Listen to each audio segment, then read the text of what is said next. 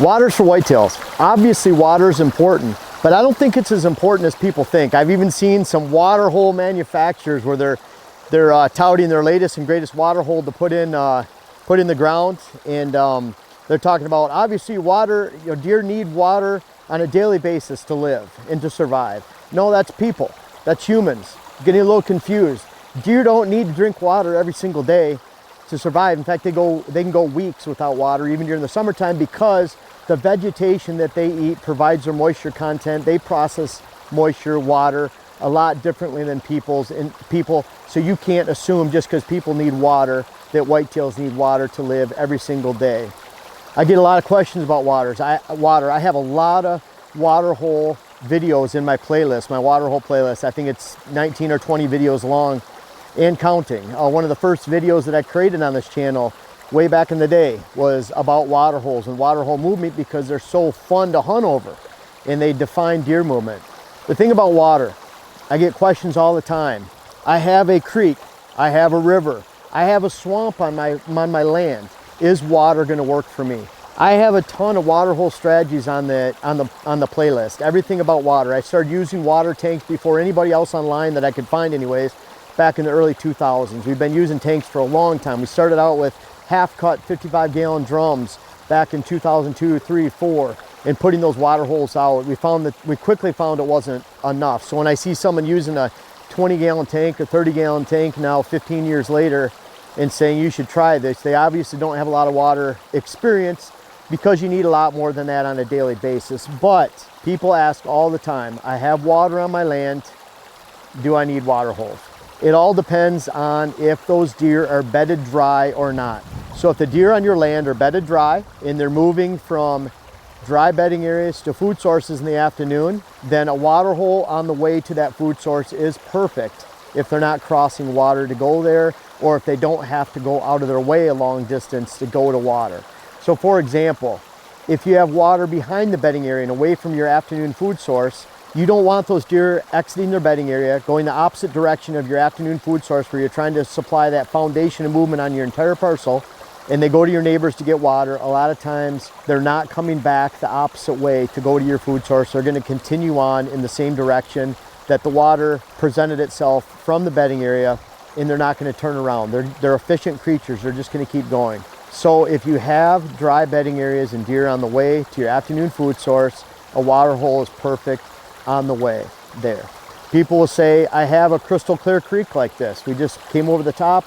There's a trout that went under, darted under a rock. We can see down in this pool. What I find as a general rule, deer do not like this type of water. It's not to say they won't take a drink. They really like those muddy, mosquito infested, stagnant water holes and swamps.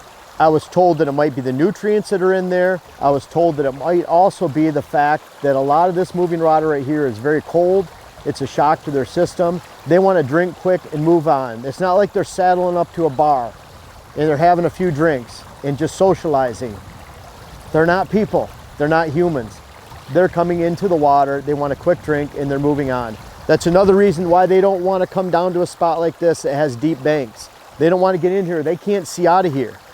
So there could be any predator. I think that's a predatory instinct, that they know that they're really putting their head in a hole, and that's why they don't like to get into a water hole that's surrounded by brush and debris. I want it flat, I want it clean.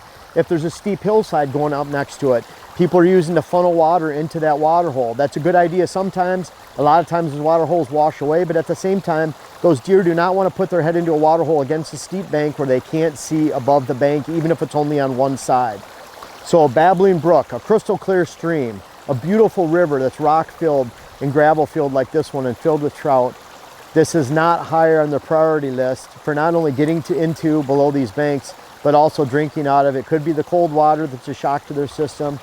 It could be that there's nutrients in that wet, that stagnant, muddy water hole, but deer highly prefer those stagnant water holes.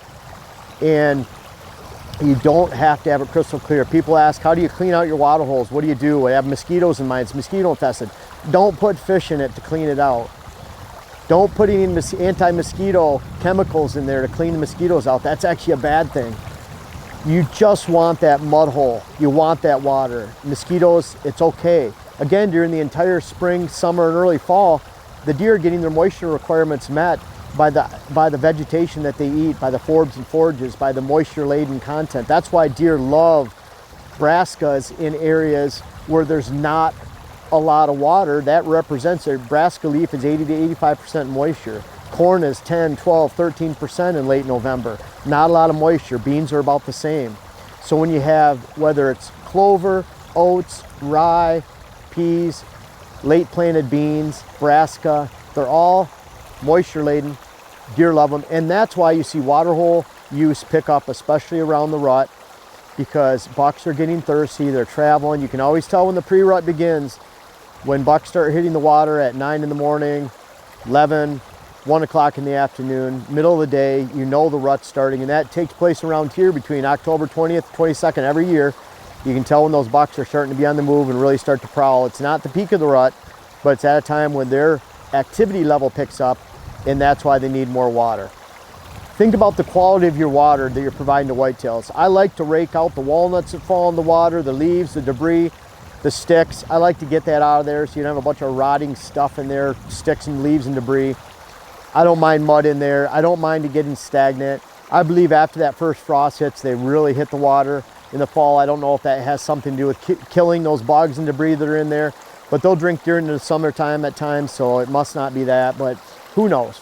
Bottom line is, crystal clear and clean like this, below the banks, just because you have it on your land, it's not necessarily a good thing. And that even being said, if you're looking for property and you're thinking about buying property, just because it already has water on it doesn't mean that doesn't mean it's a good thing.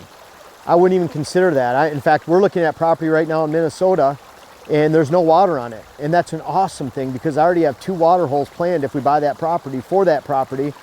And the deer can heavily take advantage of those water holes because there's no water on the property. If there's water there, I have to consider where it's at, where the deer are bedding.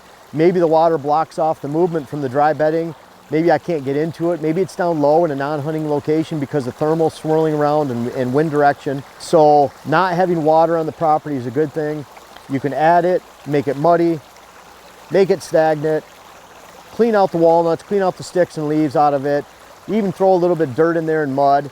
Great thing about water holes people ask a lot is, what about EHD?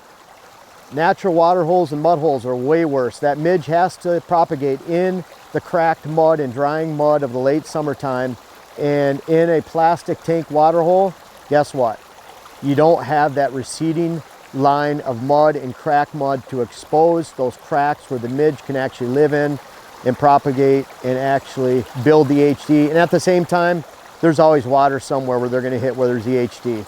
It's not that you want to encourage it, but using a tank is a whole heck of a lot safer than actually a natural water hole in the wood because you don't have that receding mud line. Doesn't need to be clear, doesn't need to be clean. In fact, there's a lot of benefits to not having clean and clear and below these banks like this. I'll tell you what, if I wanted to sit around here, I wanted to drink water, this is what I would drink out of. But again, it goes back to just like you and a buddy at the bar. Deer aren't saddling up the bar. It's not a social thing. It's a quick drink. They're wary of predators and they're moving on. I believe they want it warm. They don't mind it mosquito infested. They like it muddy. Maybe they like the nutrients. They want it warm. And this is the opposite of what you want, which is exactly the opposite of what we want as people, as humans. We're a lot different than deer. Don't believe that if you see it on TV. Of course, you can't believe much you see on TV nowadays. But you especially can't believe that deer need to take a drink every single day, and it has to be cold and clear like this. Have a great time with your water this fall. It can be a great addition to your land, even if you already have water on it. Just make sure you're off in water between that dry bedding area and an afternoon food source, and it'll be a hit nearly 100% of the time.